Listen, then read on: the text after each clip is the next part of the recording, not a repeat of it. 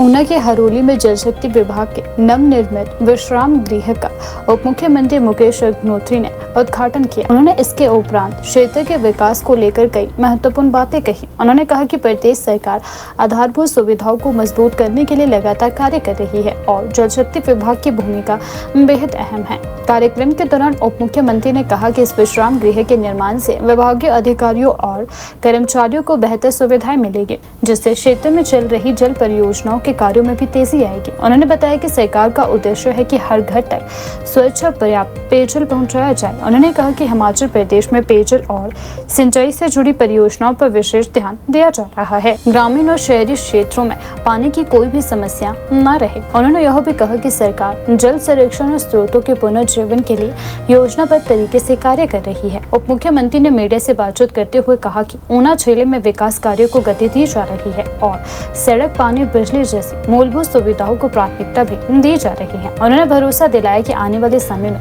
क्षेत्र के विकास के लिए नई योजनाएं लाई जाएगी। हरोली विधानसभा क्षेत्र में एक गेस्ट हाउस जो कि अच्छी अकोमोडेशन वाला हो और क्वालिटी का हो, तो उसका हमने फैसला किया था बनाने का और वो आज बन के तैयार हो गया और उसको आज लोकार्पण किया जा रहा है और लगभग 12 करोड़ 37 लाख रुपए की लागत से ये कैंपस तैयार हो रहा है, पूरा परिसर तैयार हो रहा है। और पिछले साल जून महीने में इसका फाउंडेशन स्टोन रखा था और ये रिकॉर्ड टाइम में बना के तैयार किया है। इसके लिए मैं हमारे जो जल शक्ति विभाग के ऑफिसर्स हैं, विशेष तौर पे हमारे chief engineer, SC and HCN, इनको मैं बधाई देना चाहता हूँ और साथ में ही जिन लोगों ने इस कार्य को अंजाम देने के लिए जो टीम वर्क है, हर प्रकार की टीम थी, वो सब लोग लगे। मुझे एक बहुत ही अच्छी लोकेशन है। एक तो ये ऊना के बिल्कुल पास है और ऊना में जब भी कोई VIPs आते हैं या पूरे देश से लोग आते हैं, तो अगर उनको अकोमोडेशन की जरूरत पड़ती है तो 7 लाख का एरिया है। ये बड़ी हद 3 किलोमीटर की दूरी पे ये है और 5 मिनट में ऊना से यहाँ पे पहुँच जाएंगे। तो इसमें लगभग 14-15 कमरे हैं और VIP सेट्स हैं, VVIP सेट्स हैं, VIP सेट्स हैं और एक तो इसका लोकेशन बहुत अच्छी है, सेंट्रल लोकेशन है। ब्यूटी ऑफ नेचर भी चारों तरफ से नजर आती है और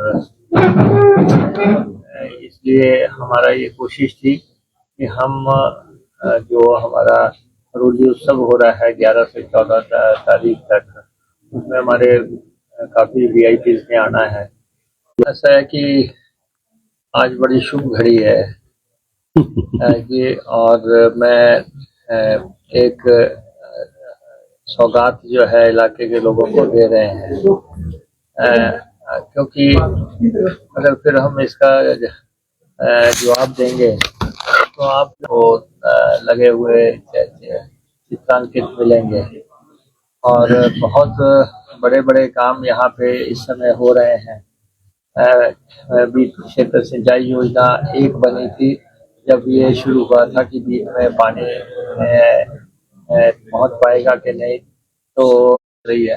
एक MCAT के तहत एक स्कीम बन रही है जो लगभग 125 करोड़ रुपए की है और इसके तत्काल बाद वो उसकी संस्कृति बदल गई। अब प्रेजेंट जनरेशन को तो ये पता भी नहीं है कि ये इलाका ऐसी दिक्कतों से 2-4 रहा होगा।